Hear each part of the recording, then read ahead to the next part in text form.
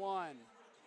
One of the new up-and-coming rivalries in NEO is the Battle of Lutheran East versus Lutheran West, and we are live in Rocky River, Ohio at Lutheran West High School for this rivalry matchup on KeeOnSports Game of the Week. Good evening, everyone. I am Nathan Smee. Alongside me, we got Brandon Marvel, Lou West alum, class of 2020, if I'm not mistaken. Brandon, how's it feel to call a game for your alma mater? It's amazing, man. You know, the athletics weren't quite what they are now when I was here, but just seeing the alma mater and seeing what Mr. Miller, the athletic director, has been able to do with this athletic program and football and all the other programs, it's amazing to see us in the name of those elites, dare I say now.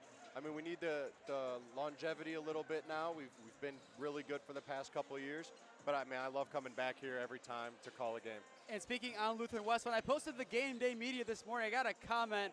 It was from some guy named Todd on Twitter. The post was, my dad's alma mater, Longhorns. I remember going with my dad to see Phil Argento play. Phil Argento, that's, I think, late 80s, early 90s. He has a bunch of records here. I believe his father, Phil Sr., went on to go to Kentucky and then was drafted by the Los Angeles Lakers in the NBA. So that's quite the, I'd say, legacy left behind, going to a massive D1 program like Kentucky and then being drafted to the Los Angeles Lakers. But yeah, that's awesome. It's always great coming back to see him. So. And we have some guys here who have legacies of their own to build. Looking at Lutheran West, it might not be a D1 school. We got Jayson Levis. He is going to Findlay, if I'm not mistaken, next year. But for the Falcons, the main man himself, Izzo's man, if you will, Jesse McCulloch, the big man, 6'9" senior. He's looking to repeat in Division III, and he's had himself an excellent year, just averaging above 23 points per game, 23.1. It went up 0.6 in the last game against Brush, where he was honored for getting his 1,000th career point with the Falcons. And it's funny enough that we have someone who just got that game ball last time out, because to begin this season for Lutheran West, Levis got his. Absolutely, yeah. Jayson Levis got his at the beginning of the season. He was honored with his 1,000th career point, and now we had Jesse McCulloch for Lutheran East. Jesse is one of those players who could just do it all. He's long. He could shoot the ball, too. He's 6'8", 6'9", but, man, can he stretch the floor, get blocked shots, grab a bunch of rebounds? I mean, he could do it all for Lutheran East. And looking at the center of the court, you have some captains out there. You got Jayson Levis just fist bumping with Jesse McCulloch, but also out there, speaking of a do-it-all, Tino Iliunila, the Hudson transfer, the Finnish finesser, if you will. He's had himself a solid year transferring over from Hudson for one final run of things. So far this year, he leads the Longhorns in scoring with 12.6 points per game, 70th in Jayson for this Lutheran West program. But now they can rely on Derek Fairley, who's gotten a much better shot this year. He's hitting a three ball much better than he was last. They've got Jayson, who can score. They've got Tino. And they've got the, dare I call them, the Twin Towers, Matt and Josh Meyer. Matt's the starter, Josh coming off the bench. They can all score as much as they want. And they got a sharpshooter in Dylan Barczyk. So, honestly, for me, the key for the Longhorns in this game is just play team ball. Move the ball well, find the open guy, be unselfish, but not too unselfish. Looking at this, obviously, there was one Lutheran school. That location now is home of Cleveland State's practice facility where the play-by-play classic happened. But stop me when you heard enough similarities. You got the Meyer brothers for Lutheran West. For Lutheran East, you got the McCullochs. For points per game, the differential, 18-12 for Lutheran East. For Lutheran West, 17.24. Going into the year, you had some bigs that were dominant last year. For Lutheran West, you had Junior Kambamba. For Lutheran East, you had TJ Crumble, who now has to sit out. Both of them left to different schools to go play for different programs who are up and coming. Brexville Broadview in the case of Kambamba. And then looking at it, yeah, Richmond Heights, who actually Lou East beat. That had to feel pretty good for this Lou East team to beat TJ Crumble. Yeah, that had to feel a little extra sweet for Coach Liggins and the Lutheran East Falcons. Watching TJ kind of leave a program that just was coming off a state title. They were an absolute dominant team. Jesse was coming back for his senior year. I'm not sure why, but I mean, everybody has their reasons to leave and do what's best for themselves. So that was definitely extra sweet for them. But the similarities between these two teams are crazy. They both play top-level schedules. They play the best in the area. They travel. They go to classics. They go to invitationals. They play anybody, anywhere. So this is going to be a really special matchup. Just the history of these two schools is a story in and of itself. So the fact that we have two great programs here to see battle, it's just amazing. And then looking at the history in the Max Prep era, which started in the 05-06 season, I know you were surprised to hear this, Brandon. It is your guys who are leading 7-5. Lou West has won more games than Lou East has since the year I was born. Actually, the month I was born is when that technically started in 05, December of then.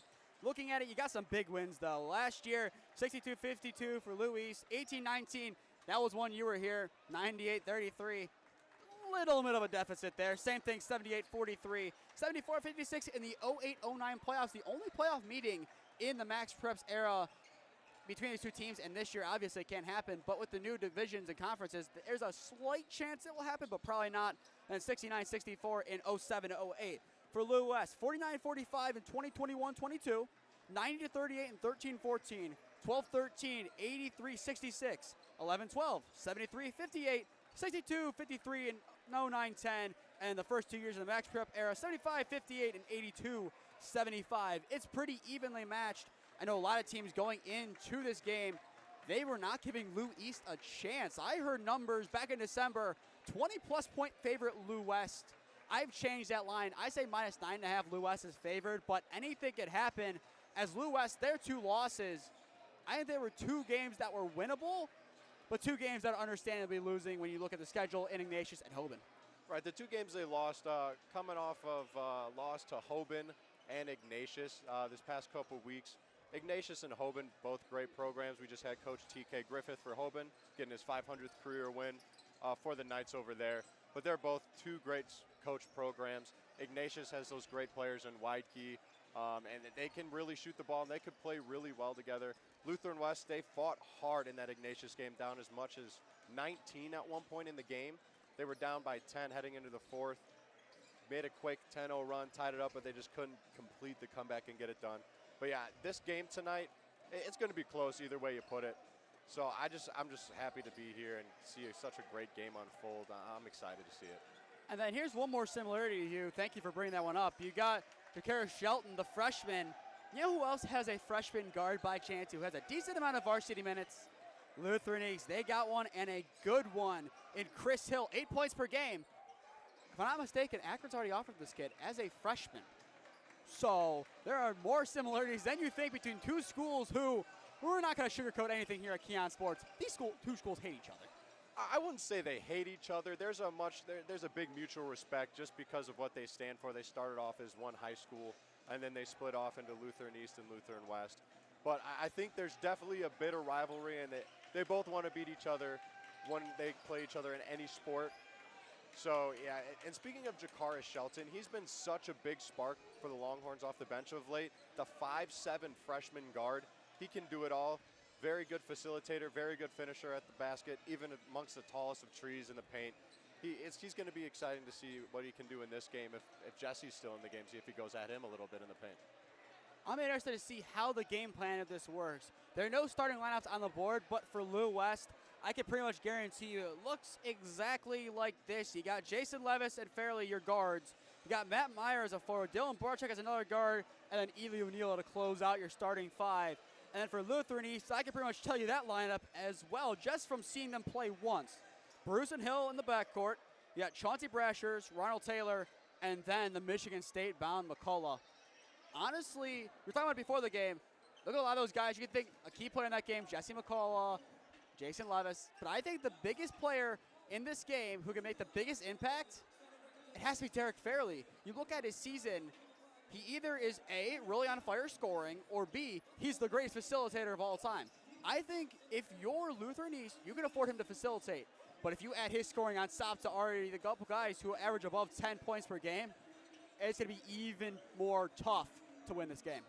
Yeah, Derek's one of those guys. He's a really tough guy to game plan against defensively, I think. And, you know, typically, obviously, you want to game plan against a team and not specifically a player. But it's hard when you got somebody like Derek Fairley because, like you said, he could facilitate with the best of them.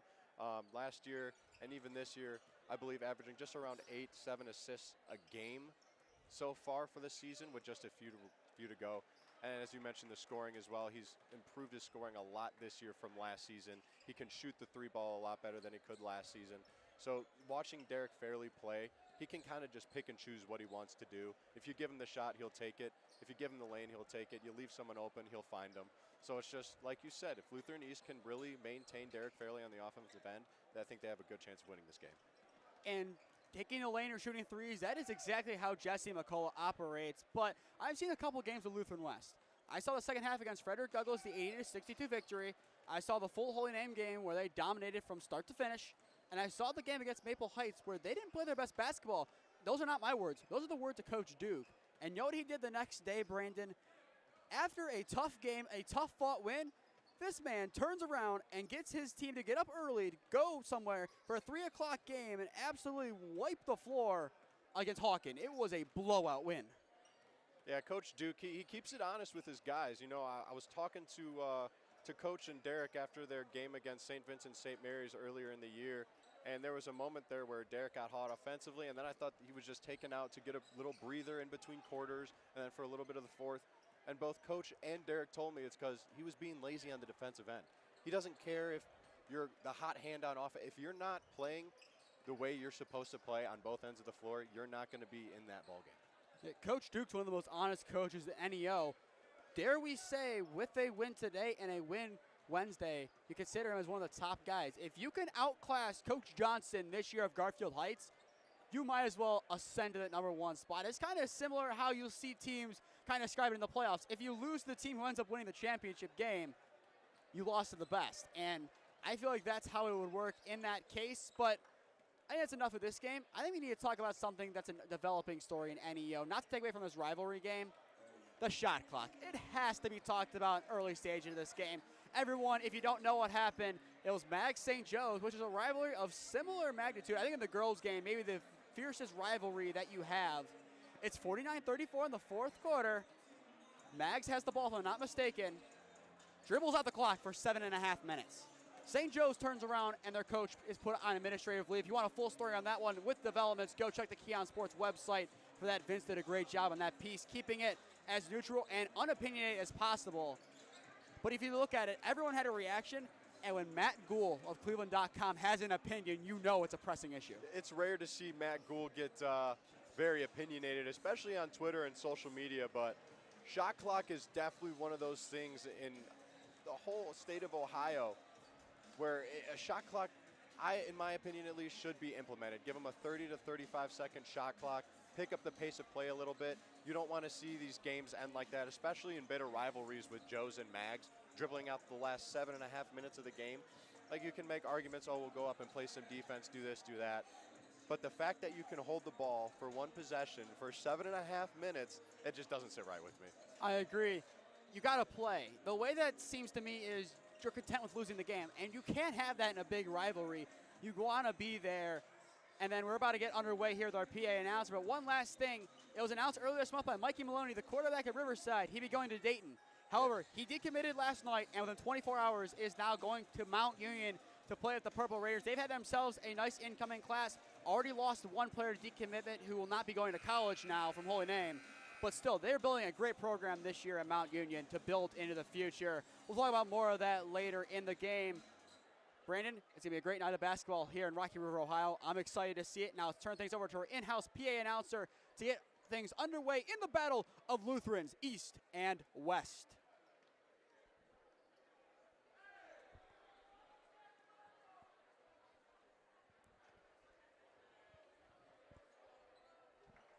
Maybe not quite yet. Looked like he picked up the mic for a quick second. As well, though, for Dayton, as we had this quick little time, Julian Patty from Rocky River, he committed to play at Dayton to be quarterback. That might have played a decision into that one. But this is basketball. The only connection for Patty in basketball is his sister is one of the stars at Rocky River. That's your connection of the day. Ava's a great player over there at Rocky River. Shout out Ava Patty and the Rocky River girls basketball. I believe she does stuff with Rocky River Broadcasting Network as well for football, if I'm not mistaken, as well. I believe I saw her at the Rocky River Mansfield Senior game. There goes the buzzer. Now we should be ready to get things underway, hopefully. We're waiting. Is the mic in hand yet? I don't think so. Now we're ready to get ready. Difficulties. Now, ladies and gentlemen, welcome to the there it is. Gymnasium at Lutheran West for today's game between the visiting Falcons of Lutheran East and your Lutheran West Longhorns. Before we begin tonight, I would like to take a moment to thank God for blessing the High School Association, these teams, and each each one of us this year. I ask you to please stand, remove your caps, and bow your heads as we join together in prayer. Lord, we thank you for all the great things that you've given us, for how much you've blessed us this year and the years in the past. Lord, we thank you for this great country that you have given us. Pray, Lord, that your hand would be on it. And Lord, we lift up these two teams, these two schools here, Lutheran East and Lutheran West, the association, and all the good things that you've done in these two schools. And we thank you for that. We thank you for the years that you've blessed us with, and for the lives that have been impacted by these schools. Lord, I thank you for these two teams and for their seasons. Lord, I pray that your hand would be on them, beyond tonight, as we move toward tournament season. And Lord, I pray for each player and every coach in this game. Pray that your hand would be on their lives, that you would move in their lives and bring them close to you. Lord, we pray tonight for this game that you would keep us safe, that you keep each player from injury, and that you would help us to play for your glory here tonight. In your name we pray, in the mighty name of Jesus Christ. Amen. Now, to honor those who have defended this great country, we ask you to remain standing. Direct your attention towards our nation's colors for the playing of our national anthem.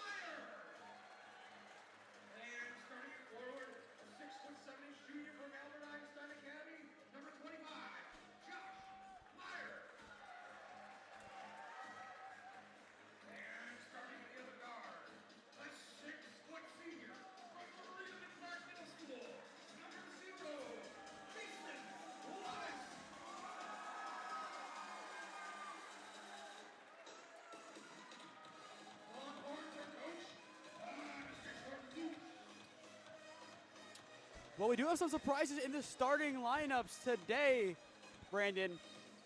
Bruce not starting today for Lou East.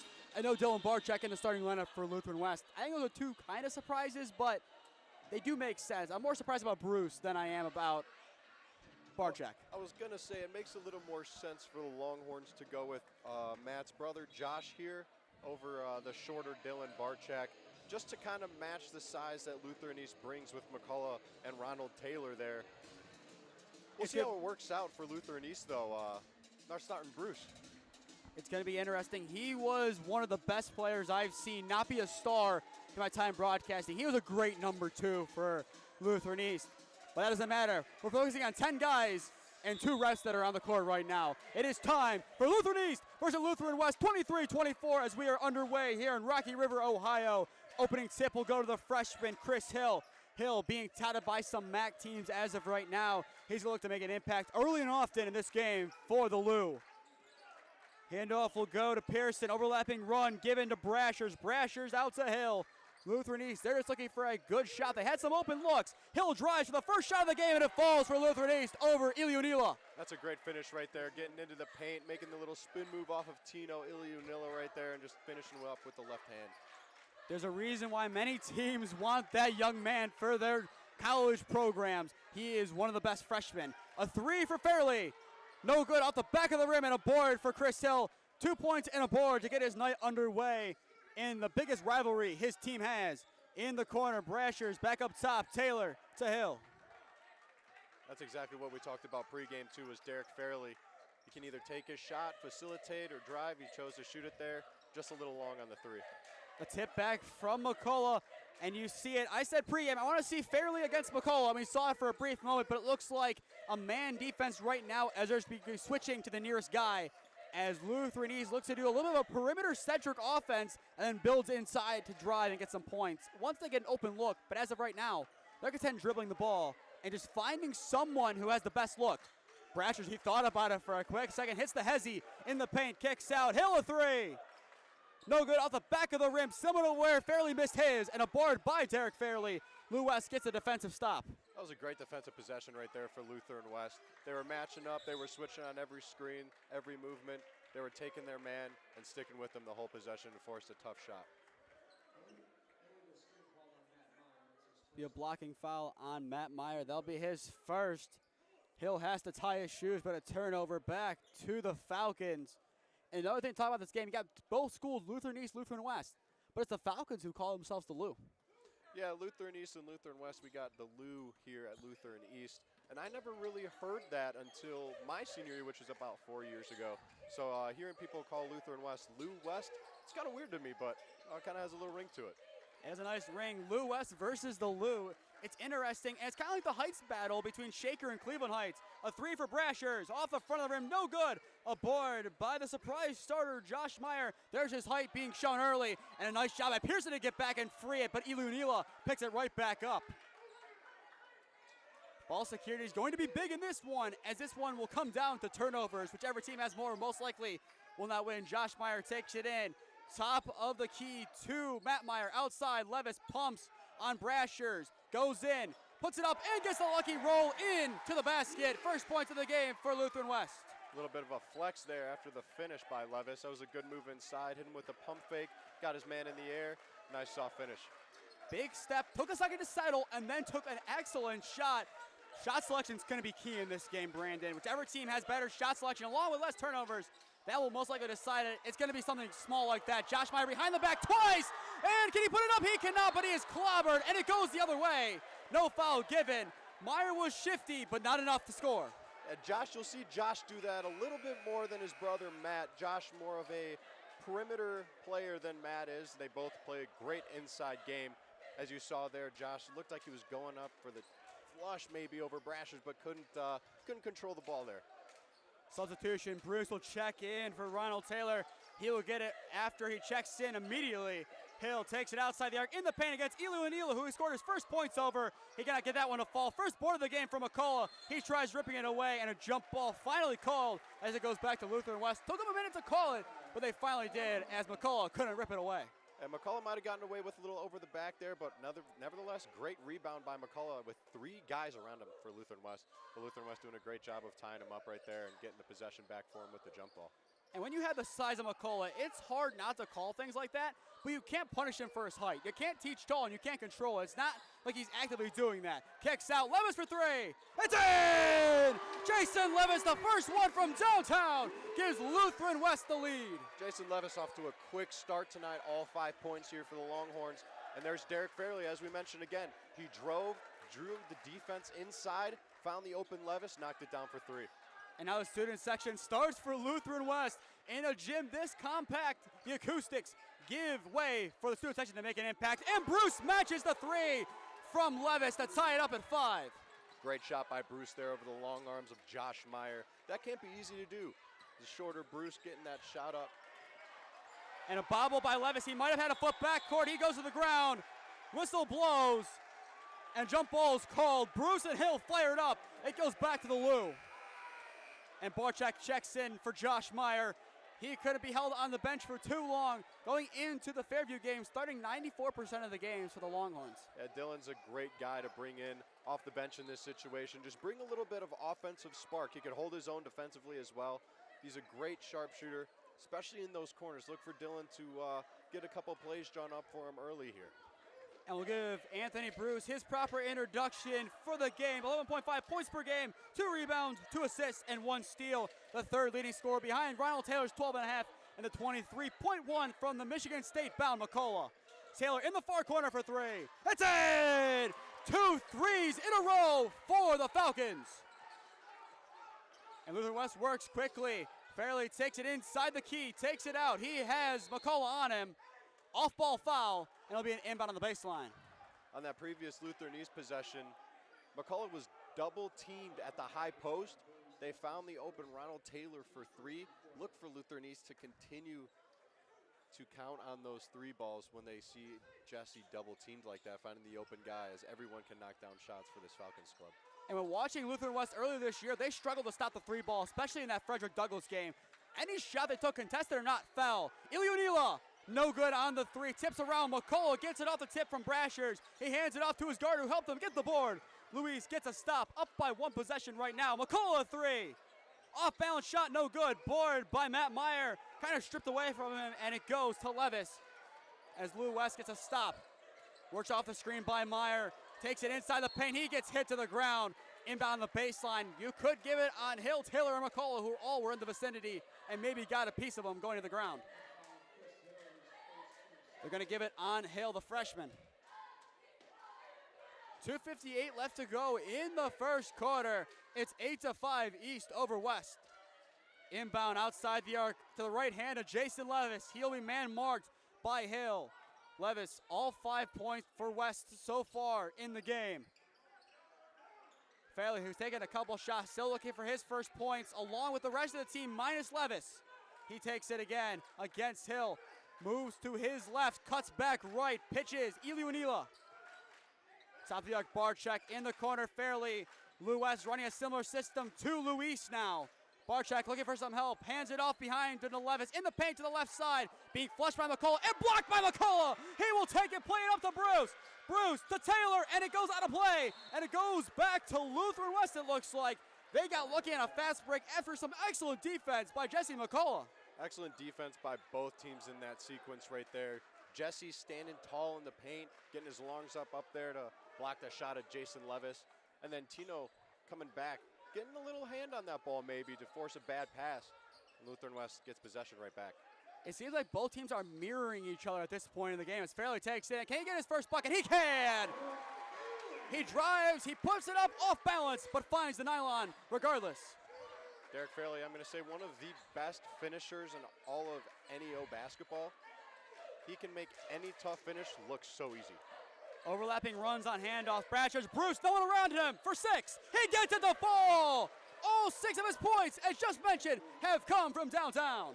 A questionable guy to start on the bench for the game comes into the game and making an immediate impact for the Falcons.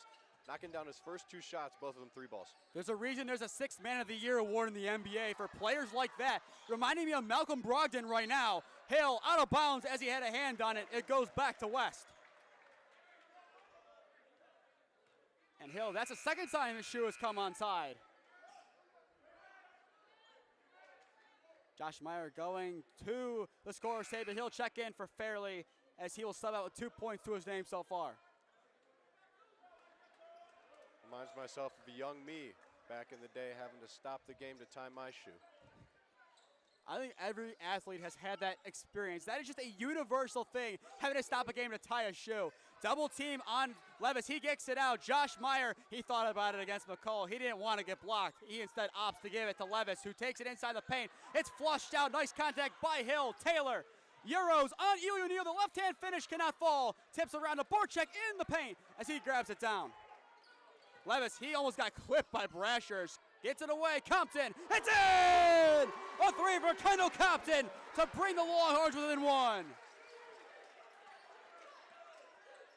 Nice bit of work shooting from beyond the arc. He goes to the ground. Travel on Luis. It goes back to the home team.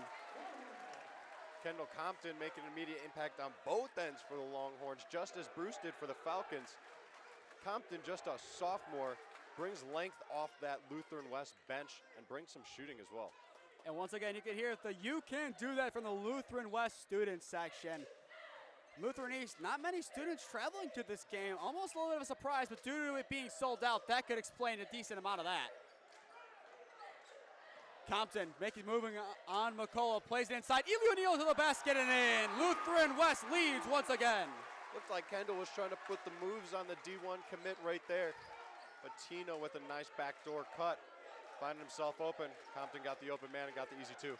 Leads the team in scoring, but his impact is far beyond scoring.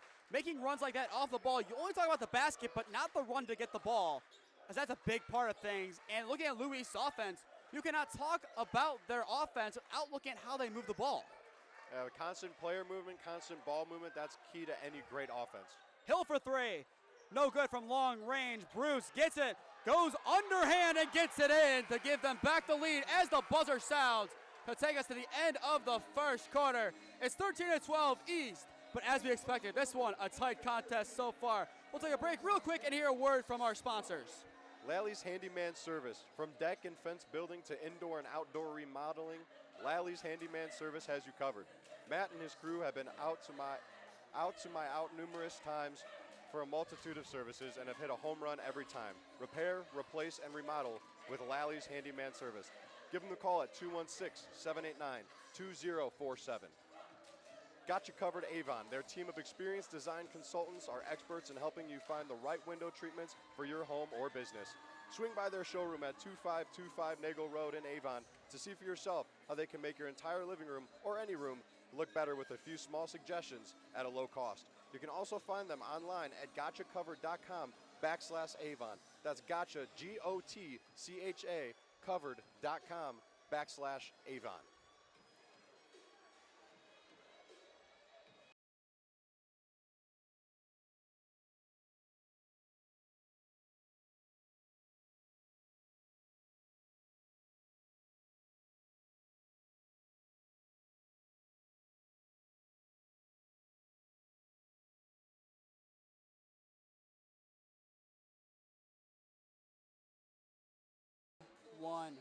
One quarter in the books here in Rocky River, Ohio. The home team trailing by one to their Lutheran rivals from the East. McCulloch not making the impact we thought he would so far, Brendan. 0 points, but it's been Anthony Bruce off the bench, the sixth man, with 8 points, the difference in the game. Plenty of time for Jesse to make an impact here on the offensive end. For the Falcons, he's definitely made an impact on the defensive end, picking up a couple block shots, maybe even thinking guys out of some shots beyond the arc. Looks like we got a little spillage on the sideline here that's delaying the game a little bit. Boss, speaking of picking things up, shout out to the coaching staff over of Louis for cleaning that one up quick. You never want a player to get hurt. I think everyone would rather be a little bit of delay going into the second than have someone get hurt. Shout out to them. Might not be what was asked of them, but they still step up and do it anyway, and that's what it means to be a coach. Double team immediately on Levis. He has been heated many times today by Lutheran East. A three in the corner for Compton. No good this time around, and a board by the lanky arms of McCulloch. He just needs to get rid of it. He's being double teamed by Meyer and Eli O'Neill, but hands it off to Hill. As Lou East avoids disaster and almost has it again on the bobble by Hill. And they stay backcourt for too long. It goes back to Lou West.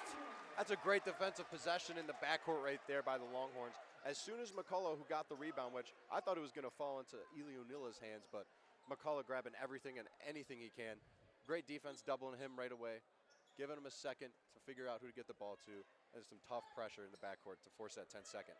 And yet another example, Lou East showed pressure off the inbound to get us underway in the quarter. They respond with even more pressure in the backcourt after the rebound. They say, Jesse, you can beat us with your height, but you can't beat us by getting it out of the backcourt. Off the hands of Ilionila into the Lou West cheerleaders. The ball goes right back to the Falcons as Melsai Pearson checks back in. Pearson, the surprise starter, averaging 3 points per game, 2.5 assists. Looking at Lou West, I see why he has the assist, or Lou East, I should say, correction. When they run an offense like this where it's 4 or 5 handoffs really before a shot, I'm not surprised to see it. Bruce instead pulls up for 3, no good. McCulloch wrestling with Meyer off the ball. Almost surprised an off ball wasn't called. But nonetheless, Lou West will take it up the court with possession. Tipped out of bounds by Bruce as he goes into the near side crowd. Fairley will check in along with Alan Mallory, and a late addition to those substitutions will be Matt Meyer. Both teams doing a shallow bench here so far. Still haven't seen the freshman sensation for Lutheran West, a man who's made an impact off the bench, Jacarius Shelton. He's done an excellent job this year off the bench. I expect to see him down the stretch, but not quite yet. This time will come for sure. Coach Duke knows what he's doing with his matchups and who he's got in the game right now and what's best for the squad. So far we've seen 7 for Lutheran West. I believe the same can go for the Falcons. Ely Neal pumps on McCulloch, kicks it inside. Meyer bobbles it to himself against Hill. Spins right on McCulloch, right hand finish, and it's in off the glass and gets a lucky roll into the basket. That's a great finish by Matt Meyer going up against a 6'9 McCulloch in the paint. Hits him with the spin move to the near side basket. Puts it up with the right and gets it to go. And with that bucket, everyone on Lutheran West right now that's on the court has points. Shelton looks like he's about to check in soon to be the 8th. Hill for 3, it's in! The freshman sinks it from downtown on the near side. The perimeter game is working well for the Lutheran East Falcons early so far in this game. Levis just hits it off McCulloch's chest to Bruce. Costly turnover. Can Lou East make something happen? McCulloch, he's gonna try to post up, instead kicks out. Surprising to try to commit more of that. Pearson, the right hand floater, no good. Nia tips it around. Mallory the board at the free throw line. Bruce has 8 to get to double digits. He gets it to fall off the glass. A nice little hook by Bruce, the 6th man. Bruce putting the moves there on Compton to get him a little off balance and get inside of the paint there. That one's freed by McCulloch. Bruce tries diving for it. It goes out of play and will stay with the Longhorns.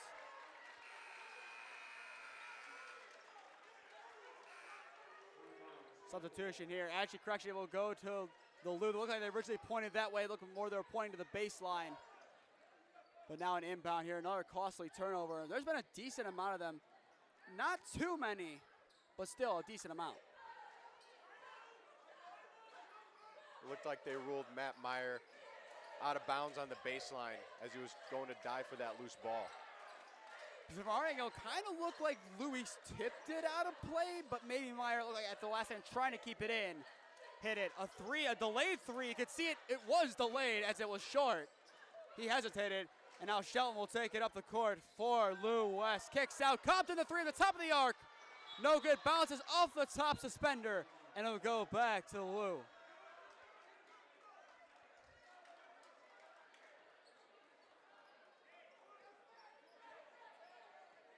Pearson will now take it up the court with 4:50 left to go in the first half. 18-14, East leads West. Josh Meyer will check in at the next stoppage for the Longhorns. Given, Pearson trying to direct traffic. Gives in the near corner, McCulloch. Back to Pearson.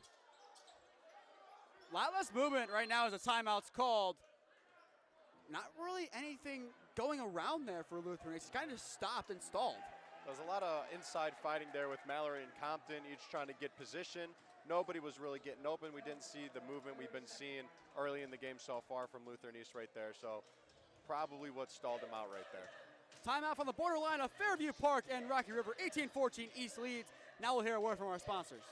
JBL Roofing and Construction. JBL was founded by the Lewis family of Kent, Ohio in 2005 to provide residents with a reliable, professional, and high-quality level of service. Fast forward to today, JBL Roofing and Construction has become one of Northeast Ohio's most trusted roofing and siding companies, performing the highest quality of work on over 3,000 roofs and projects. Back on from the break at Lutheran West High School, 18-14. East leads West. If you're just tuning in, I am Nathan Smee alongside me, Brandon Marvel. Brandon, it's been an exciting game so far. East right now has the lead, but so far, I feel like if you're looking at this game on paper, it's an evenly matched game, and what we expected to happen has happened. Yeah, we've mentioned it a few times throughout the broadcast. It seems like each team, what they're doing on either end of the floor is just being mirrored by the other. And a surprise X factor right here, Anthony Bruce has really seemed to be the main guy for the Falcons today as McCulloch draws the foul. Drawing the foul is one way to call it. He was absolutely clobbered. So he'll go to the line and have a chance to get his name onto the score sheet for Luis. He has been quiet. 10 of the 18 points have come from Bruce, and those are the only points that are on the court right now. He misses his first, so he still remains with the goose egg as Hill checks back in for Alan Mallory. As we were talking about before the break, Mallory getting a little physical inside, kind of a part why the offense wasn't running, as there's no movement inside the arc. The spacing was not really there. McCulloch finally gets one to fall. Took him almost over half the first half to get on the score sheet. That one no good, but he makes his presence known by slamming that one down and flying out of nowhere. Quickly to match. Josh Meyer can match as well, but Jesse McCulloch flying out the hoop was a couple weeks ago, Brandon, but it's come back for some more. If you thought Jesse McCulloch was not going to make his presence known in this game, you are sorely mistaken. After splitting the pair of free throws, he comes out of nowhere on the next offensive possession with a monstrous putback slam for the Falcons.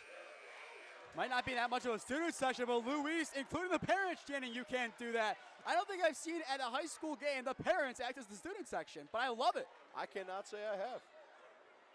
The beauty of NEO basketball. It is one of the greatest, you might even more interesting than some college basketball conferences. Just the atmosphere at these games, especially in this gym, it's something else. They get to experience really in person and get the full atmosphere of it. This gym gets so loud sometimes you can't even hear yourself think.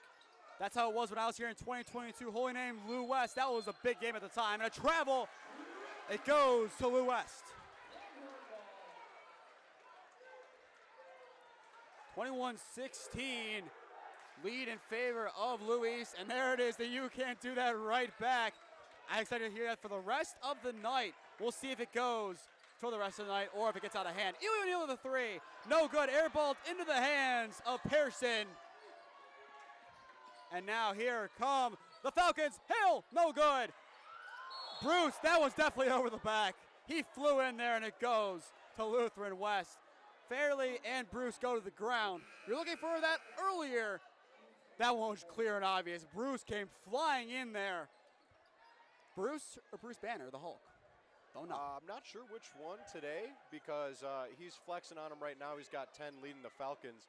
But that was a great hustle play by Bruce, just getting a little too aggressive, jumping over the back of Fairley right there and avoiding a nearly dangerous collision.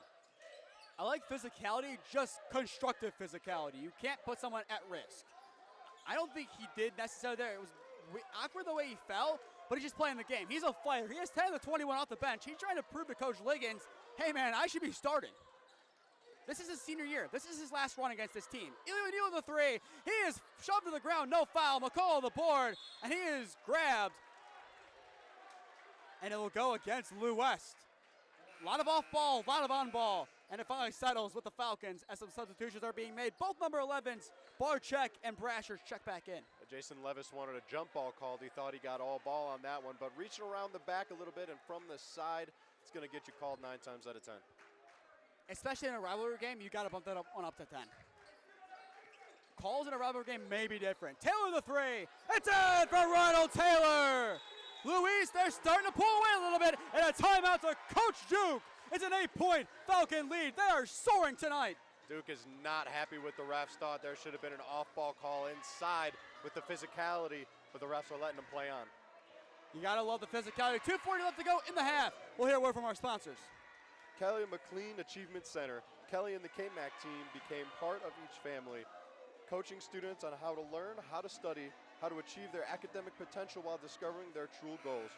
All of this is accomplished with a strengths-driven approach and comprehensive plan to help students demystify college selection and career planning. Spins Bowling. The Spins Bowl Independence location is 47,000 square feet of pure fun. Bowl on our 36 professional lanes or play one of our 33 top industry video arcade games. Check them out today for all of their locations in Kent, Akron, and Independence. Back on from the break. 2:40 left to go in the first half. Luis, they're starting to fly. 24-16 lead. Nathan Smee alongside me, Brandon Marvel. Before we get back to this game, a score update from Lakewood, Ohio. It is St. Ed's 40, Ignatius 38 in the third quarter. That's a tough battle right there. And upset on the cards for St. Ed's, maybe. Out of bounds, it'll stay with Lou West. But so far, I feel like the first and second quarter have been two different games entirely. You see a lot more matching in that first quarter. The second quarter, what either team's wanted to do is really slow down. And it feels like the Falcons are get a high five there from McCulloch to Fairley on the foul. But as I was saying, it seems like the Falcons are relying more on their outside shot in this quarter than they were in the first. The first quarter, they were attacking the hoop a lot more, getting those inside baskets. Now they're relying on that three-point ball, and they're cashing in on it. You can't not stop the three and win. You have to force them inside right now if you're Lutheran West, or make them take a bad shot outside the arc. That one good by Fairley. I don't feel like the pressure's on quite yet, but I feel like in 2 minutes and 27 seconds, if this game isn't within 5 points, Coach Duke will have some words at halftime. Coach Duke will have words for his guys regardless what the score is at halftime. It'll be extra. It'll be extra in that case. Absolutely, yeah. He knows that his guys are not playing their best brand of basketball right now, and he'll lean into them. He'll be the first to admit it. Post-game interviews, Maple Heights, he didn't even say about the comeback. He just said that wasn't their best basketball. They're leaving Pearson wide open in the corner, and he can't make him pay. It goes in and out. The look is on West side, and Shelton, the spin move to get out of it. He takes it from one end to the other, but blocked out of bounds by Jesse McCulloch. Well, I mentioned it earlier. I wonder if Shelton was going to test McCulloch in the paint, and he did, and it did not end well for Jakari Shelton as he got absolutely rejected by Jesse McCulloch. Welcome to the East-West rivalry, Shelton. It's like you're welcoming the NFL moment, but with Jesse McCulloch, a Michigan State man. Shelton kicking it out. Barczyk. Shelton takes it again. Lou West slowing things down. 3 on the near side, 2 on the far side. Shelton fairly there. Trying to spin on Pearson. Whistle will blow. Looks like Lou East wanted a travel called. I think they wanted that on Shelton when he picked up his dribble earlier in the possession. Thought he took one too many steps. I feel like they do have a case to make for that. Could be. Pitch right off the corner. No good. Eli Neal falls on it and a shove. It'll stay with West. That was Jayson Levis on that rebound. It was a great job by Levis, getting out there with his one free arm, grabbing the ball, drawing the foul. Got 4 team fouls in the new rule this year for OHSAA basketball. They do not reset the fouls at each half. They do it each quarter now, and 5 fouls get you automatically in the double bonus and get you 2 free throws. I like the rule change that they made. It changes the game, and it ends the 1-and-1s. The 1-and-1s were interesting. Levis keeps it up court. He could have gone back court. I was talking to you pregame about it. A lot of the players act like they don't realize that's part of the rules. They try to keep it up court too much. Meyer the 3. It's in for Josh Meyer on the far side. We're back to a 3-point contest. There's one half of the Twin Towers. Josh Meyer stretching the floor for the Longhorns. As I mentioned, he can do that for these guys. He's more of a stretch guy than Matt, and he can knock down those shots whenever he needs to. Taylor to match. No good. Board underneath the basket by Brashers and pitched right away to Levis. A 3 would tie it. Levis takes it inside, kicks it out for the tie. Barczyk. No good. Board by Taylor. And kicks it up to Hill. Luis holds on to the lead for now, but by the skin of their teeth. Hill kicks it out. Taylor for a 6-point advantage. It's in for Ronald Taylor. That's a tough swing for the Longhorns right there, as it looks like Ronald Taylor gets hit with a technical foul for an excessive celebration maybe.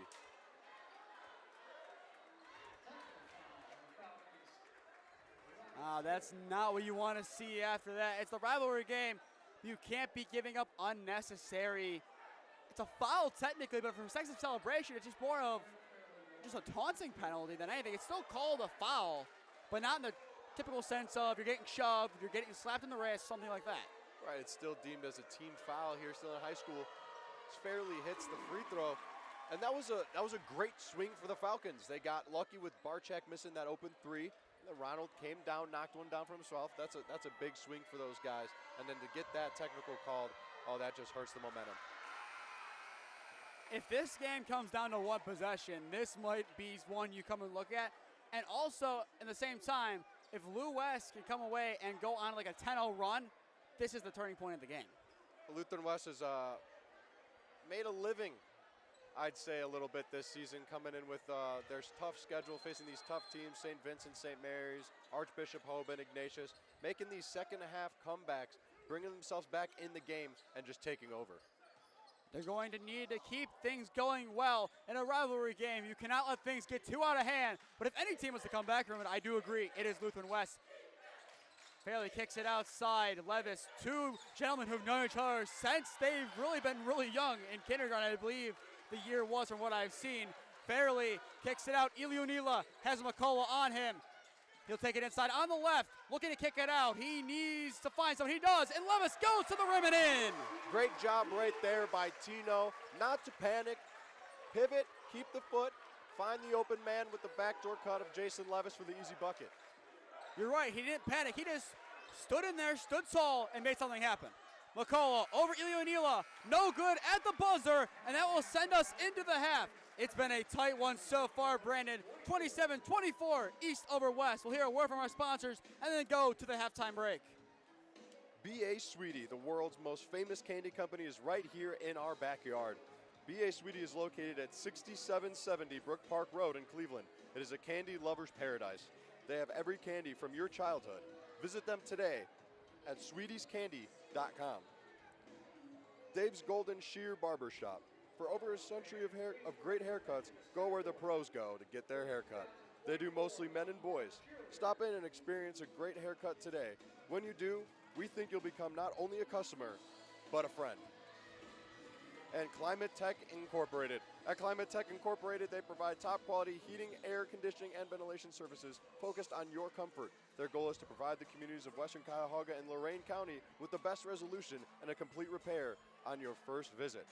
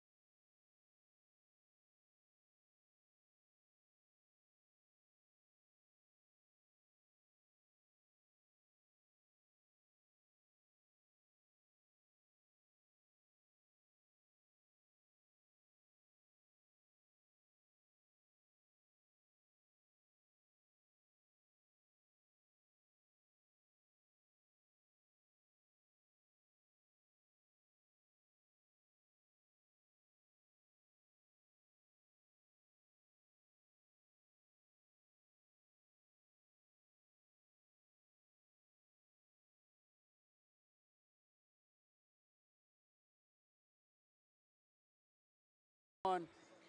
Back from halftime here in Rocky River, Ohio. It is the home team trailing by 3. The main scorer today, Anthony Bruce. That was not in the bingo card going into this game, but nonetheless, it's been a tale of 2 quarters so far, Brandon. If you're just tuning in, I am Nathan Field alongside me, Brandon Marvel. But it's been a tale of 2 quarters. Yeah, it's been for sure a tale of 2 quarters. The first quarter, each team, they were going shot for shot, stop for stop. Whatever one team was doing, the other was mirroring that. And then the second quarter, Lutheran East pulled away a little bit, but they got a little bit stagnant on offense for a little bit there. So they're lucky that their 3-point shot has been falling, because without that, they'd be in a interesting spot. But their defense has definitely been the key to this game for them right now, holding the Longhorns to 24 points. And I think, like you said, the story of the game, Anthony Bruce, he's leading the Falcons in scoring. Michigan State commit Jayson McCulloch, 3 points in the first half. I was about to say, the way that Lutheran West has shut down Jayson McCulloch is a big reason why they're still in this game. You got Bruce with 10, Taylor with 9, got Hill with 5, McCulloch with 3. He averages 23 a game. I'm surprised he has not scored much. However, I would not be surprised if he turns around and puts up 14 or 15. Now, we can say the same thing about someone on Lutheran West. Derek Fairley, 5 points. I feel like he can still explode in the second half. We talked a little bit before the game, before we were on, we were live here, but I had mentioned how Derek Fairley has a knack for kind of focusing, it seems like, on facilitating a little bit more than scoring in the first half. And then the second half, mid to late third quarter, he'll just take off and end with 20 points. He's done that countless times this season, dropping double-digit points in the second half after a low-scoring first half, and just really finding his shot in the third quarter, carrying it into the momentum in the fourth, and then usually, in most cases, Longhorns come out with a win. So we'll see if that holds true again today. And looking at the last 2 times these teams played against each other, 49-45 win and 21-22. Last year, 62-52 win for Lutheran East. I think the number to get right now is 60. If you get 60, you're pretty confident you're going to walk away with a win. Yeah, if we're playing a numbers game, I was just going to put it right there with you. I was going to say 55-60. First to one of those is likely going to be the winner of this game, because last year 62-52, 60 was the main goal right there. Lutheran East got it. Lutheran East came out with the win. See if it comes true again today. If you double the scores, I believe, if my math is correct, it's 64-58. And there you go, 60 would win it. Hill into McCullough's left hand. He puts it off the glass. It is fouled. Actually, no, wait.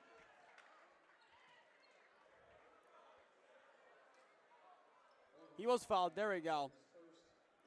So it will go and send McCulloch to the line. It looked like for a brief moment he decided to point the opposite direction the way he called the foul. That one in. So McCulloch now 2 for 3 from the line. We mentioned it, and then the Falcons go right to him in the first play of the second half.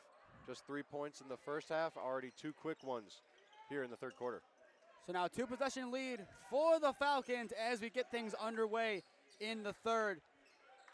Fairly, that man's going to need to step up in this half if Lutheran West wants to win this game. I said it pregame, if he doesn't score much, it's going to be hard for them to win. But if he does score a lot, it's going to be hard for Lutheran East to win. Yeah, you mentioned it. Yeah, if he gets that scoring going here, it's going to be hard to stop Lutheran West, because they're going to start honing in on him, and then he's going to find the open guys if they do, and it's going to be tough for the Lutheran East defense. Inbound to Meyer, 7:35 to play in the third. Fairly, he has 5 so far. Leading scorer for Lou West is Levis with 7, but 5 of those were the first 5 of the game for the Longhorns. He hasn't done much since. Inside, Josh Meyer takes it out of the paint, gives it outside. Levis looks like more of a perimeter-centric approach once again. Kicks out, Josh Meyer the 3 over Ronald Taylor. No good, board by McCulloch, ripping it away from Levis. He finally takes it in, and they're going to work to quickly get it up the court without leaving the ground. It's in! Taylor! That's how you run a fast break right there. Don't do it by dribbling too much. Get those long lead outlet passes, find the open guy in the corner, and Taylor is that guy and knocks down the 3 ball. I don't think his feet were even set when he tried passing it, and a steal by Brashard in transition. He goes up and is fouled. He'll go to the line for 2, but Lutheran East, they're starting to take off and pull away quickly. It's a hard foul there by Levis. It seems like he might have been a little frustrated talking to the ref a little bit. I think he wanted a foul down on the other end for him. So now it's an 8-point advantage for Lou East. Can he make it 9? He cannot on the first one. Brashers misses. He is still on 0 points today. The leading scorer now is Ronald Taylor with 12. Yeah, Taylor's been huge for the Falcons today, knocking down multiple 3 balls, hitting that last one there for the Falcons in the corner on that transition play. But he's really stretched the floor for them and made a great impact offensively. If I'm not mistaken, he has all 12 of his points from outside the arc. Fairley facilitates. Josh Meyer over Ronald Taylor. No good. McCulloch tips it around, and it goes to Brashers. He'll take it on the court quickly, gets rid of it. Taylor off his shoe. Levis flies in and grabs it, and he is fouled by Brashers. Substitution incoming after the foul for Lou West. Compton to check back in to try to beat that spark plug off the bench. Compton was that big plug off the bench for him, even though he had just the 1 shot. Kind of gave him a little momentum after that 3 ball.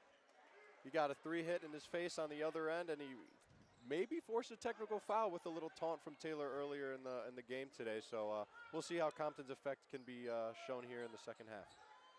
All it takes is 1 shot to get things back on track. Can they find that shot? Matt Meyer thought about it. Levis makes a run in the paint. Instead, gives it to Compton. Compton has Brashers on him. Gives top of the arc. Levis bobbles it. He will keep it. Almost lost possession. That would have been costly in the paint. The right-hand finish, no good. Matt Meyer flies in there against McCulloch to get it. Puts it up off the glass, and it rolls in finally for Lou West as they get their first points of the half. That's a great job by Matt Meyer, using the rim as a defender, backing into McCulloch, getting to the other side of the rim, and just finishing on the other side. Using that rim as a defender right there, just so McCulloch can't reach over and block that shot. Taylor pumps, takes it inside the arc. What a nice job from him. Stayed patient, pumps, takes it in, and takes the 2 wide open. First non-3-point field goal for Taylor today. Made him think a little bit on that 3-point pump fake. Compton rolls around, no good. McCulloch gets above and gets it. Bruce almost clotheslined by Compton trying to get it. He takes it in against Meyer, puts it up. And that's a travel on Bruce before the shot. It'll go back around. Looked like Matt Meyer was praying right there. He said, there's no way that's a foul. I was straight up. And they did call the travel on Bruce right there. Good defense by Matt Meyer. It looked like he tried to get himself set for a potential charge to be drawn. He knew immediately he wasn't going to have enough time. Said a little prayer, and it seemed to work as Bruce just fell to the ground, traveled. He'll now go to the sidelines and take a breather. Lutheran West down by 9 in their own building. Failure to drive. Steps back from the free throw line. Fades away. No good. Board by Barczyk in the paint. He'll take it out as Lou West will press the reset button. Barczyk looking to hand it off. Finds Fairley on McCulloch. Kind of got hit, but gets her way to Barczyk. Don't know if that was intentional, but nonetheless, it gets the job done. Levis looking for some help. Take it inside the paint. Cuts left. Spins right. Pivots left foot. Gets it outside to Fairley. Once again, they'll reset. Fairley cuts back. Gives to Levis on the far side. Run by Barczyk. This won't be the shot. And that won't be a 3 for Dylan Barczyk, straightaway center. That was a great job by the Longhorns right there, being patient. They weren't forcing any bad passes, no bad shots. They were patient until they found their first open look with the Dylan Barczyk 3. Couldn't get any to go in the first half, but gets his first shot to go here in the third quarter. And a foul on Levis off ball. That was huge. They needed that to fall. They needed something to get them back into this game. It'll be a substitution for both sides. Nick Parker to check back in, or check in for the first time, I should say, and Bruce to check back in. Levis still talking to the refs. He'll be subs out. From the looks of the official, it wasn't about something good. I don't know what's going on right there. He was talking to the one ref. The other ref came over, seemed to be a little stern with Levis there. Nonetheless, it was better to sit him down. As one of the assistant coaches will put an arm around him and talking about things. You can tell he's frustrated, a little frazzled the way he's been playing tonight. If he can get out of his own head, that's what I believe the issue is.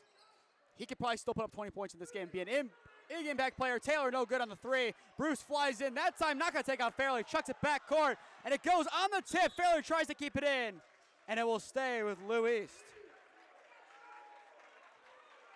Bruce, there it is. He flew in. Like I said that time, not taking out Fairley. That's what you want to see physically from Bruce. Just flew in there and made sure he can make something happen. No points guaranteed, Brendan, but it gives Lou East an extra chance to do something. Bruce has been doing that all game long. He's been physical. He's been competitive. He's been flying around the court, flying for loose balls, flying for rebounds. That's what you love to see with these kinds of players with Anthony Bruce. Bruce will take it near the bench, work off a kind of screen by McCulloch, not a conventional one, but it serves the same purpose. Pivoting as McCulloch, chucks with one hand, tips. Pearson keeps it in play against Fairley. They want to travel. Coach Duke livid on the sidelines for a brief moment. McCulloch puts it in, thought about slamming it, but takes the easy two and makes sure Luis gets the points, more importantly. Fairley takes it in, takes a step back, kicks it out. Ely O'Neill from downtown. It's Tino time from outside the arc. Big shot right there to get Tino going on the night. He had 2 in the first half. Took a couple 3 balls, missed them both. But now he's got him going himself with a 3-ball here. Matt the lead to 5. Matt Meyer to check back in at the next stoppage. Bruce take a jump step inside, almost travel. McCulloch goes to the ground on his own power. And there's a travel. You can see one of the cheerleaders immediately call for it. It kind of looked like McCulloch fell on his own but wanted a foul. I was thinking exactly what the ref was thinking. There might be a little bit of a wet spot down there. Didn't look like he had his footing, and it kind of just came out right from underneath him. Because he was definitely not tripped. It looked, if anything, like you said, it was just a traction, if at worst. And now a little ovation to the little guy on the sidelines finishing the job. He's doing a great job right there, Lutheran East ball boy. This is the kind of things you need instant replay for, just to see the form, the wax on and wax off, Mr. Miyagi. And a foul against Pearson. 3 fouls on West, 2 on East this quarter. We're still 2:43 left to play in the third. Right now, it is the Falcons up by 5, but still anything can happen and all still to play for tonight. Parker trying to take it up. It'll be a full court press by the Falcons that Lou West can get out of and force them back into their man defense. Parker right below us. Inside Meyer, piece by McCulloch, he gets a steal, but it bobbles back fairly to keep it in play. He can. Gets it back up. They'll need a reset and do it again. Barchak taking it up this time around. Chucks it inside. Iliania runs outside. Gives it to Parker. He's going to take it inside the paint. Now passed outside the arc to Fairley. He'll have Taylor against him. A screen by Meyer. Fairley thought about the 3 for a second, but has McCulloch on him. You've been getting that matchup you wanted a lot. McCulloch on Fairley. Wanting to see it. Meyer will be fouled before anything can happen. McCulloch not happy about the call. A lot of emotions being shown tonight by both sides on the calls.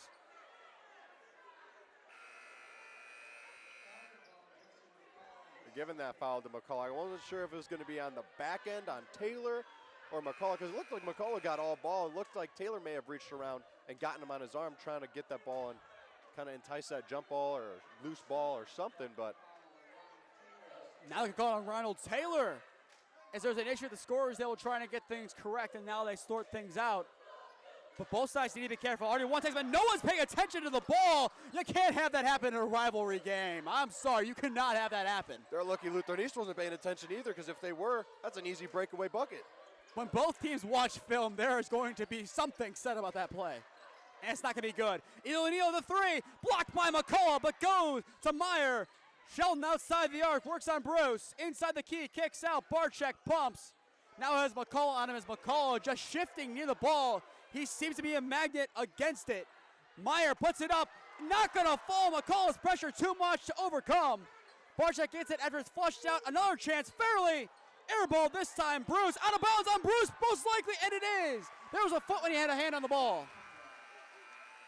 Looks like Bruce wanted a foul there on Unilla for the push, but Unilla was just playing that tight defense right after that because he knew he was close to the baseline, and any little bit of contact at all could have forced him out of bounds, and that's exactly what happened there. That was a heavy sequence, though. The ball bouncing around. No one had a firm grasp or firm possession.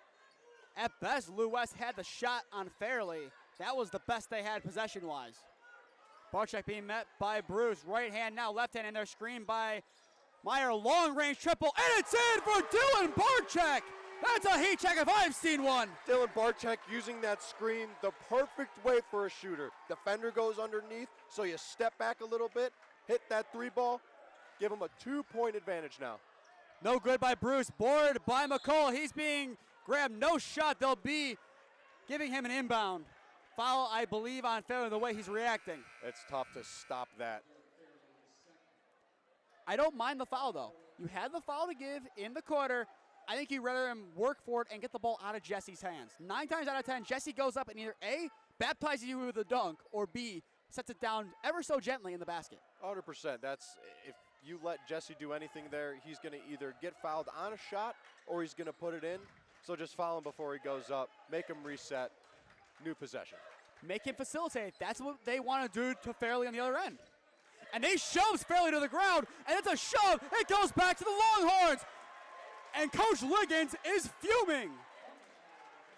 He is still saying there might be another tech about to happen, Brandon.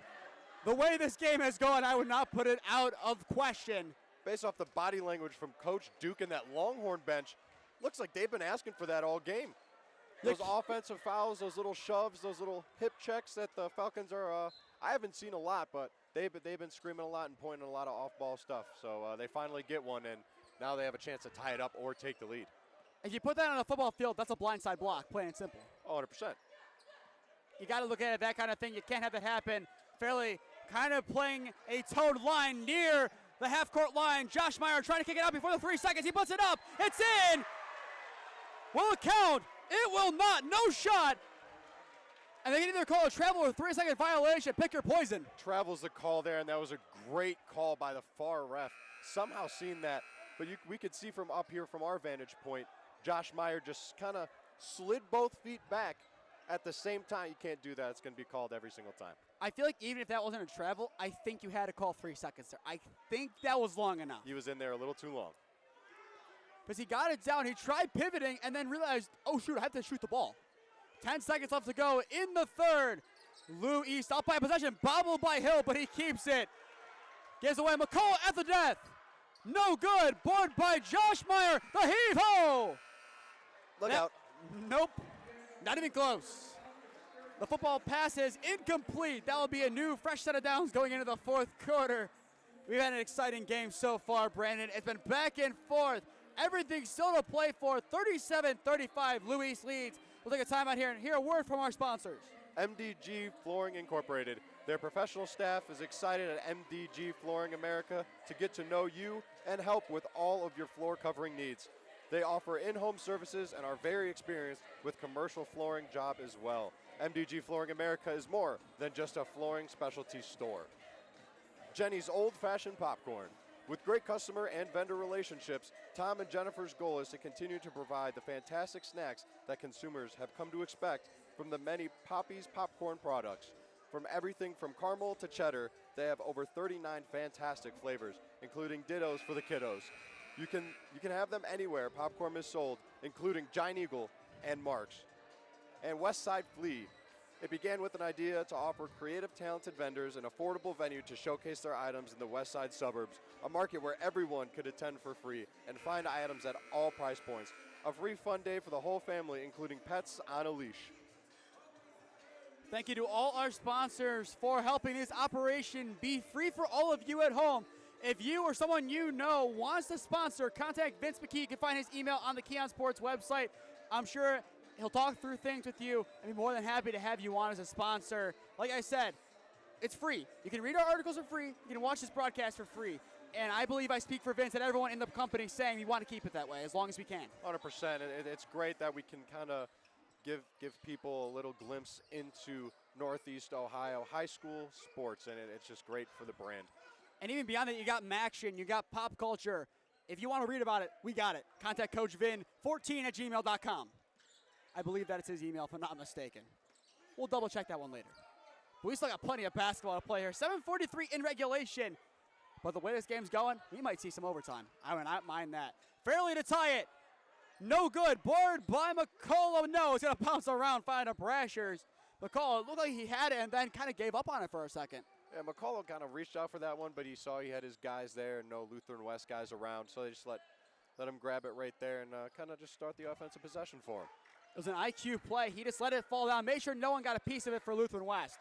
Bruce trying to spin around. Levis cannot. Nice defense being played by the senior, who's had himself a decent night. 7 points, but still 5 of them coming on the first 5 points. Taylor for 3, no good. McCulloch tips it out of bounds, and it goes to Lou West. That was a great job of boxing out by Josh Meyer. Even though he got initial position, Jesse McCulloch tipped that ball out. Josh back into him, pushing him back, forced him to lose control, out of bounds, Longhorns ball. Lutheran West trailed by as many as 9, I believe the number was. A little bit less than it was in the Ignatius game, but still the comeback. Can it complete? With a 3 it does, with a 2 it's tied. Josh Meyer looking for some help. Levis, he pumps, gets Bruce to commit to the tie. We have a tie ball game in Rocky River, Ohio, thanks to Jayson Levis. Jayson Levis got him a bird. He got Anthony Bruce with the pump fake, pulls up from the mid-range, knocks it down, gives him the tie ball game. He soared like a falcon. And now here we go, pressure Lou East. Hill to give them back the lead. No good, board by Fairley for the first time this game in a while. Can they lead? Played back, Fairley bobbles into Ilionila, but a foot's there. What a nice job of the ref to see that and point it out. It goes back to Lou East. He might not have been out of bounds when he touched it, but he did not establish his position when he came back inbounds to be inbounds long enough for that to count. What an excellent job by these officials. They're seeing things that are just bang, bang, but it's the right call. Yeah, these refs definitely deserve to go on to the playoffs and go deep in the playoffs. If whatever committee makes that decision, let these guys get there. They are doing a fantastic job tonight, and it's not an easy job. I believe this is the best crew I've seen all year, and I've done, combined with girls' games, probably around 25 so far this year, if I had to guess the exact number. But still, best I've seen for the lead. No good by Brashers, board by Levis. Lou West has a chance once again to retake the lead. 49-45 calling, we'll see. One and dones have been huge for the Longhorns here early in the fourth quarter. They put up a shot, the Falcons do, they miss, Longhorns get the ball. And they lead in an and one for Tano Ilionila. The Finnish finesser makes his impact, and the Longhorns lead the Falcons. Ball movement, player movement, keeping your eyes up. That's what that possession is all about right there. Tino hitting him with the backdoor cut. Dylan at the top of the key finding him on that backdoor. Nice reverse finish and getting the foul and the bucket. And we finally hear the student section back into the game. Tino, we've been waiting for him. Called Tino time on the 3. Tino time continues, and Tino gives Lou West a 3-point advantage with 5:40 to play. I said it in the last possession, it's pressure to Lou East, and now even more so, it's pressure to Lou East. This game has flipped on its head since the start, or like the little bit into the first or second half. 12-point change. Hill posting up, goes up, no good. McCulloch there, but a foul instead, or travel, I should say, and it goes back to Lou West, who might have a chance to start pulling away ever so slightly. It looks like now that the Falcons are getting a little hesitant on pulling their perimeter shots. First half, they were hitting most of their open looks from three-point range, but here in the fourth quarter and late into the third quarter, they were missing their three-point shots, so now they're looking a little hesitant to pull them. They got to be confident with their shots. Meyer has it at the red part of the horn. Takes it, Levis putting on the moves. Levis pumps on McCulloch, gets in the bait, kicks it out. Levis, no good. Board by Meyer, goes to the ground, is McCulloch. He is hurt. Bruce trying to take it up. Goes out of play, no, kept in by Barczyk. McCulloch with one ankle, still in. Fairly, Barczyk, no good. Board by Levis. He looks to kick it out. McCulloch favoring that left ankle on that last play. Little gimpy right now. He's hurting. He is hurting. They're going to keep him as long as he can go in this game. They need to. Run by Barczyk. He pumps, takes it in, plays it. Matt Meyer in, but blocked away by McCulloch. He seems just fine. Out. Barczyk pumps, takes it in, hands off. Meyer, he is clobbered, and a foul on the shot will send him to the line for 2. I think they're going to get Ronald Taylor here as they do. Coming from behind, he got him on the wrist. McCulloch was clean from in front. And McCulloch, he hasn't made his presence felt too much on the offensive end tonight, but defensively, it's got to be, I think, 5 blocks for McCulloch now. And Taylor needs to be careful. One more and he's done. Here's a big free throw for Matt Meyer. Can his experience show? He's the youngest starter, a junior. If he can make these, this would be huge. He can start to engrave himself in Lou West folklore, and it's in. 41-37, the first 2 possession lead of the entire game for Lutheran West. And a timeout called by Lutheran East. It was bound to happen. we've had a game turn on its head. Anything can happen in a rivalry game. Lou West, the home team, of 41-37. I believe we have a couple more sponsors to get through, so we'll hear a word from them and be back on. Great Lakes Trading. Great Lakes Basketball caters to athletes of all ages and experience levels with a wide variety of training techniques. Book your first session today at www.greatlakesbasketball.com or email Coach J at coachj@greatlakesbasketball.com. And James McConville of Helene Kia. For over 2 decades, salesman James McConville of Helene Kia is North Olmsted on Lorraine Road has been your trusted source for all new and used vehicles. With knowledge of the car buying industry and experience you can trust, McConville makes sure the customer is satisfied, safe, and drives away in a car they can not only afford, but also enjoy. Visit him today at 27932 Lorraine Road in North Olmsted. I believe that'll do it for all our sponsors. We got through them. You'll have the next 4:14 of regulation, plus any extra time played in overtime without any commercials. It's going to be an exciting game, Brandon. I'm looking forward to seeing what we got here. We'll have one more free throw out of the timeout, and then Lou East, they got to make something happen. What do they got to do to get a win? Lutheran East, it's going to be tough without Ronald Taylor in there now with the foul trouble, but they just got to keep honing in on that defensive end. Lutheran West is getting a lot of second chance opportunities now here in the fourth quarter, and that's what's kind of propelled them to this 4-point lead that they have. And they got on offensive end, they can't hesitate on their shots. They're hesitating, and they're just not taking their opportunities when they have them. Shot no good, and that was a big board for Jesse McCulloch. 4 points only is the deficit for Lou East. This is the first time they've really trailed by a decent amount. How do they respond? Played inside, Pearson hits off of Meyer, but no! He somehow keeps it in play, and he is clobbered. That'll be McCulloch's third. I have no clue how he kept that one in. Absolutely no clue. That was a great play by Matt Meyer right there. Saw the entry pass coming to McCulloch, got in the lane, tipped it away, and made an incredible effort to keep that ball in bounds. Derek Fairley snatching the loose ball, calling a timeout, keeping the possession with the Longhorns, getting to settle down a little bit here as they set up for their offensive possession. The tension and nerves are high in a sold-out crowd here at Lutheran West High School. In a gym this small, every noise is just projected 10 times. It's a lot louder in here than you would think. It's a playoff atmosphere.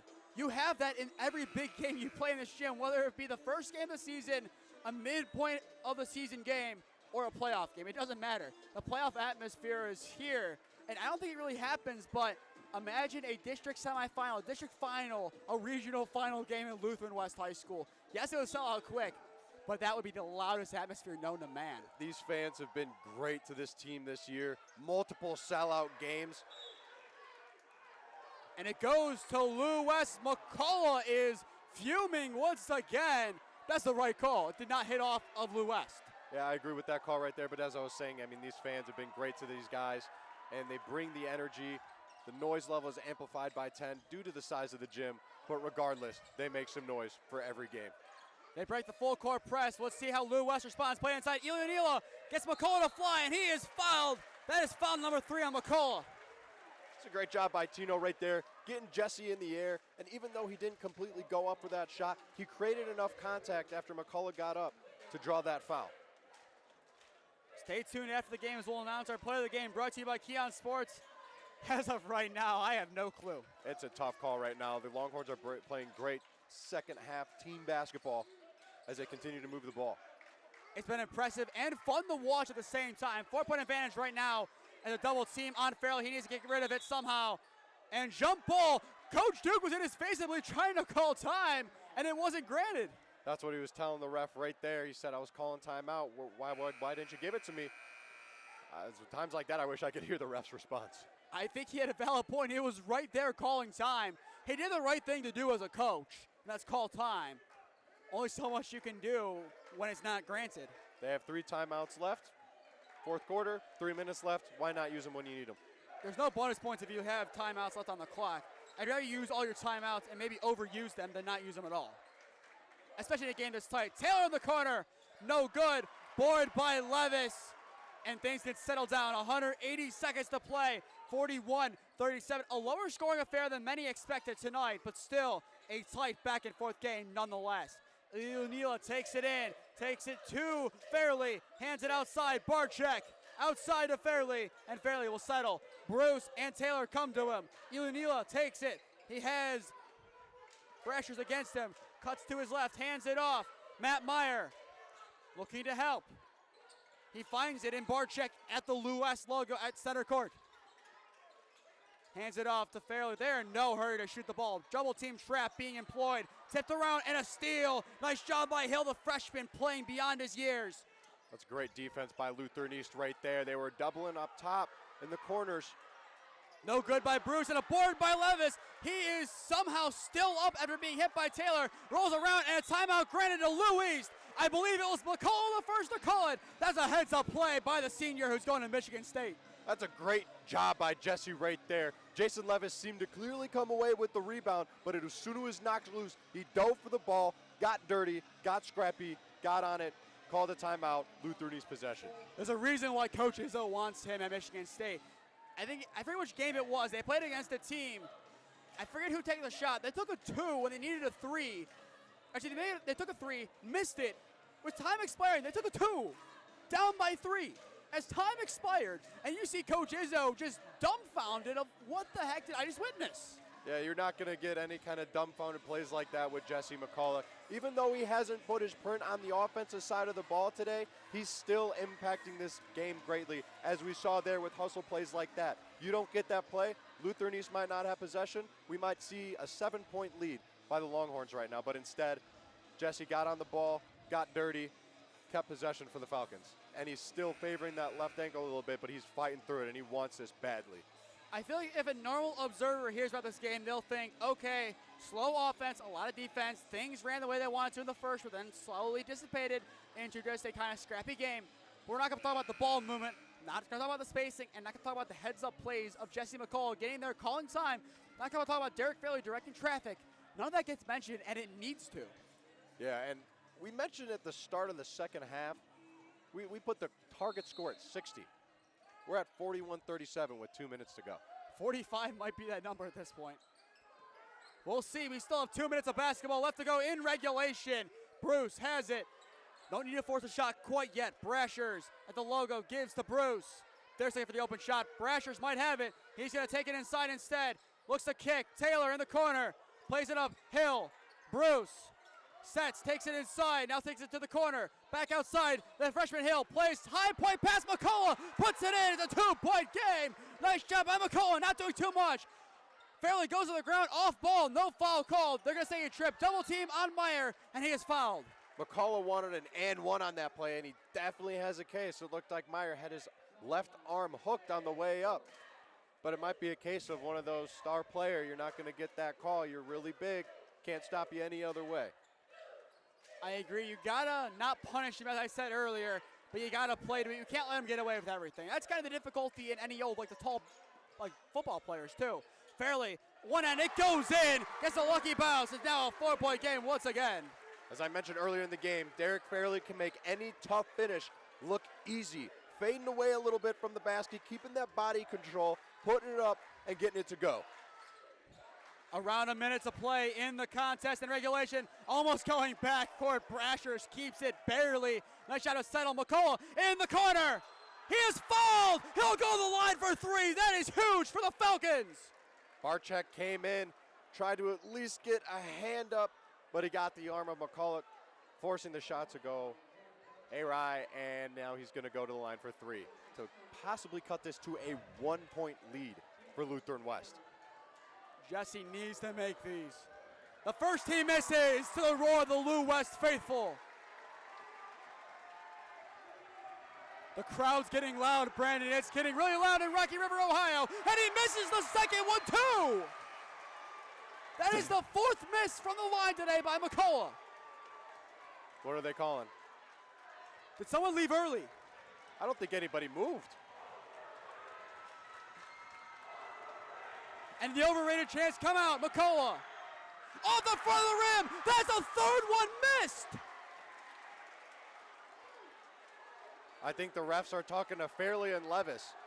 They don't want him to really show any emotion, I don't think, after he misses, and we've got a sub coming in here. It's getting louder and louder. McCulloch has missed 3, but 2 attempts as 1 didn't count. Substitution made as Taylor checks out. Interesting when you're trying to get a rebound. This is big, Brandon, to cut to a 1-possession game. He misses all 3 that count. I cannot believe it. Timeout, Lou West. McCulloch falls to the pressure. McCulloch had 4 chances to make 3, and he missed all of them, even the one that didn't count. The Lutheran West faithful is going crazy. They had the overrated chants going. They had the noise making going. Jayson Levis, Derek Fairley, they were getting excited after each missed free throw. They're bringing the energy. The players love it. They feed the players with their energy. I'm shocked. That will now be 6 total free throws missed on the game from him. 5 that counted. And when your difference is 4, that's big. And also, let's go back to the first half. The technical foul. You got 1. That's your 1-possession game. Yep. That's the game right there. The tech and that possession. That's the difference. You don't want to point a finger at one point in the game. But when it's this close, that's the deciding factor. You look at that play now and that foul by Bartchak, and you think that might have been the best play of the game thus far for the Longhorns, because if he doesn't foul and get a hand up, he's got a free look at the open basket for 3, can knock it down, but instead he misses all 3. Lutheran West gets possession on the rebound, calls a timeout, gets them settled down, and we got 55.6 remaining in this game, and it's still anybody's game, but Lutheran West controls the possession. I want to see how McCulloch replies. Inbound to Meyer, hands it off to Fairley. Fairley back to Levis. He thought about checking up court, instead gives Bartchak. Meyer, they're moving the ball nicely, and now we're going to settle with it. They might have to foul, and there's the foul finally called as Brashers tries to tackle and goes ring around the rosy to send him to the line for 2. Jayson Levis, the other man on the court who has 1,000 career points for their team. The youth Finley commit. Can he do it in pressure time? Can he do it to give himself even more of a legacy at Lou West? Can he do it for Longhorn Nation? And the biggest thing for me, looking at that scoreboard, looking at the stat board, I don't see a single Lutheran West player in double figures. Not one. This has been a team game. Ball movement, finding the open guy, no hero ball, just playing the game as it comes to you. And that's why we have Jayson Levis for his first possible chance to give a Longhorn player a double-digit game. These are 2 big shots for Jayson Levis. The lights are bright. The stars are out. The media's out. You can see the media on the baseline just so much. Can he do it when it matters? He sinks the first. He has ice in his veins. It's now a 5-point game. He has 10 points to get to 11. Can Jayson Levis do it for the Longhorns? Yes, he can. He finds it. Nothing but net. 6-point lead. Pressure Lou West again. Bruce for 3. Bang! Anthony Bruce. What a shot. And that's a timeout call. Luis, that might be some momentum back with 39.5 to go. That is a big boy make right there for Anthony Bruce. I've been talking about it all second half. The Lutheran East Falcons were getting hesitant on their outside shots. Anthony Bruce catches, doesn't hesitate, puts it up, knocks down the 3 ball, makes it a 1-possession game. It's huge for them. And during this timeout, next time for KeeOnSports Game of the Week, our final one scheduled, we're back in this building against Sonny Johnson's Garfield Heights team. Myself and Dom Clary will have the broadcast for you. 7:30 tip here in Rocky River, Ohio. It's going to be a fun one as Lou West looks to put 1 loss in the column of the loss column for Garfield Heights. No one's been able to do it this year. And I don't know, I love my alumni. I love the Longhorns. Coach Duke's doing a great job with these guys. But I don't know if anybody can put a single digit in that loss column for the Garfield Heights Bulldogs. They're extremely well coached. They have extremely talented players, beginning with Marcus Johnson, going all the way 1 through 10. It's going to be tough to beat them. You need to try to force an error here. McCulloch's not in the corner, goes on a play, and it stays with Lutheran West. They cannot believe it. I think they got it wrong. Wow! Of all times to get it wrong, that was a bad one. And it hits off of Coach Liggins. Coach Liggins is going to get a technical foul. It looks like he made contact with Fairley as Fairley was coming up the baseline. And he's going to continue. He throws his notepad. The you can't do it chants are out here. But going back to when he might have had a case on that baseline that was wrong. As I said, out of all times, that was not the time. That was a huge call. It was a great defensive play by the Falcons, stripping Barczyk of that ball, looking like it bounced off of him and rolled out of bounds and should belong to the Falcons. But the ref saw it otherwise, as Jayson Levis cannot knock down that free throw. This is another big one. They keep possession because of the tech. The techs might make the difference in the game. They might. He misses both. That is huge for the Falcons. The charity stripe has been quite the opposite. Forget the Salvation Army. We have the opposite out here. This feels like deja vu. We just saw Jesse McCulloch miss 3 free throws, 4. One of them didn't count because of a lane violation. And now Jayson Levis with the chance to put the Longhorns up 4 or 5 cannot knock down either. Bobble around. It's a steal for Bruce, but he bobbles it again. But it's a shove, and it goes. That goes to Luis. They have a chance to set something up and tie it. That was a great play by Anthony Bruce, getting his hands on the ball, stripping Fairley, diving for the loose ball, and in the process, getting shoved in the back. Hill subs out. The freshman will go out. Taylor, McCulloch. You got Pearson, Bruce, and Bratcher's in for Lou East to tie the game up. Bruce takes the handoff. Taylor to tie it. No good. McCulloch aboard, and he is absolutely assaulted. He'll go to the line for 2. It looked like the foul's probably going to be on Matt Meyer. And now his brother will check in for Barczyk. That's a big foul, but I'm actually going to say it's not on the shot. I kind of agree with that. I do as well. It looked like as soon as he grabbed that rebound, Meyer began to push. The Longhorns have fouls to give. They still have one more foul before they... Taylor the 3, no good. It's behind the backboard. Did it hit anything, though? They want it to be Luis, but let's say it's tipped. Coach Liggins cannot believe it. Justin cannot believe it.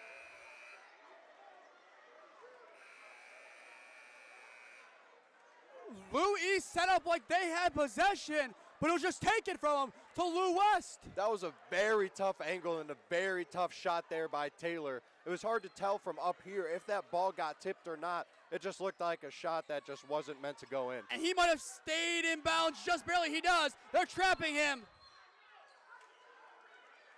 And a timeout called.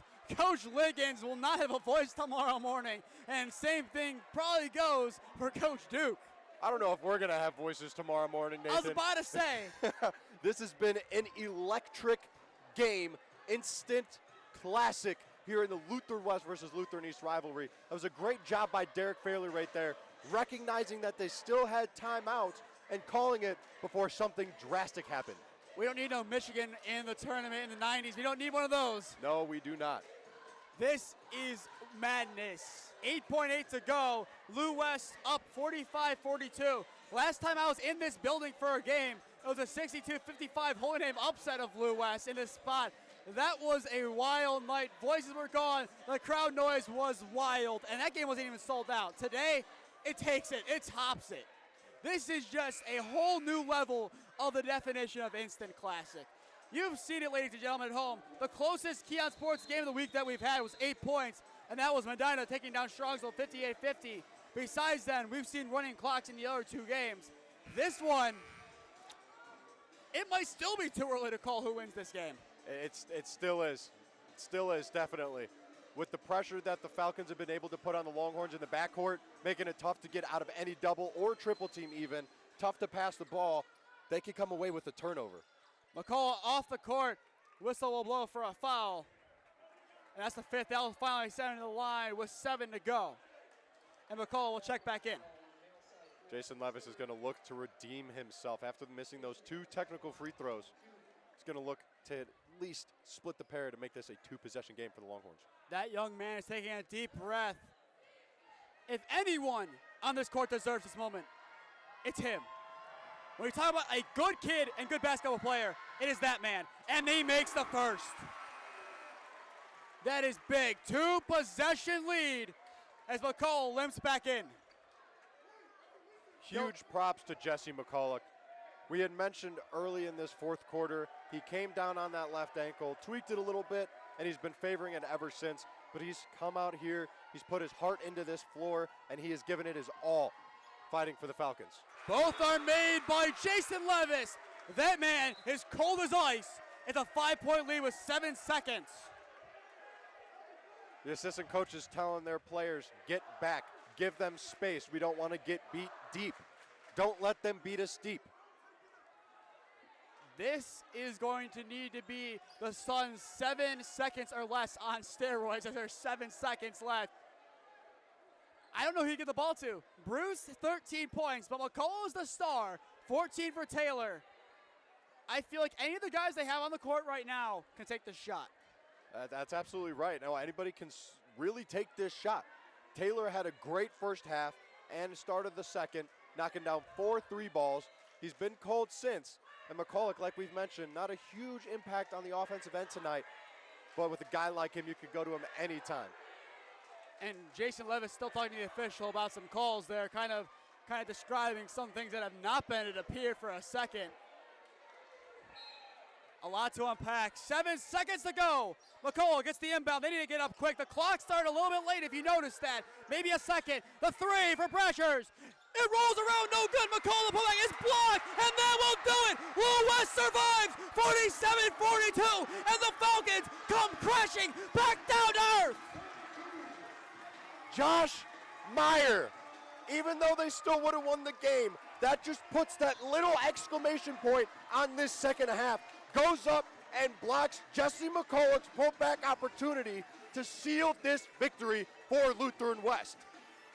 That was a crazy finish here at Lutheran West High School Year Final. 47-42, the home team wins. Play of the game brought to you by KeeOnSports. You can say many guys, but free throws win you games. And you know who made 2 big ones? Jayson Levis, your player of the game. Brandon, talk to me about Jayson Levis' performance. No, Jayson, he started off hot early in the game, getting an inside bucket on a good move and then knocking down a 3 ball. He had the first 5 points for the Longhorns tonight, and then he had the last 4 with those 4 free throws. Huge performance by Levis, super clutch. You want your guys at the line that can knock those kind of free throws down, because like we talked about, it's supposed to be the charity stripe, Salvation Army, they're free. We saw Jesse McCulloch miss 3, then we saw Jayson miss 2 earlier, but those 4 mattered extremely. With that 5-point victory, those 4 free throws, that gave him the win. And you can see on your screen right now, just a celebration going on down there. It's all hype for Lutheran West right now, but they have a tough one up next, Brandon. Garfield Heights is up next, but that will do it here from Rocky River, Ohio. The home team beats their rivals 8-5 in the Max Preps era, now officially 47-42. I've been able to see alongside me, Brandon Marvel. We will see you Wednesday in the same building against Garfield Heights. Thank you once again to all our sponsors for making this game possible, and thank you to Lutheran West for hosting us. Have a good night, everyone, and we hope to see you Wednesday for our final KeeOnSports Game of the Week for Winter Sports.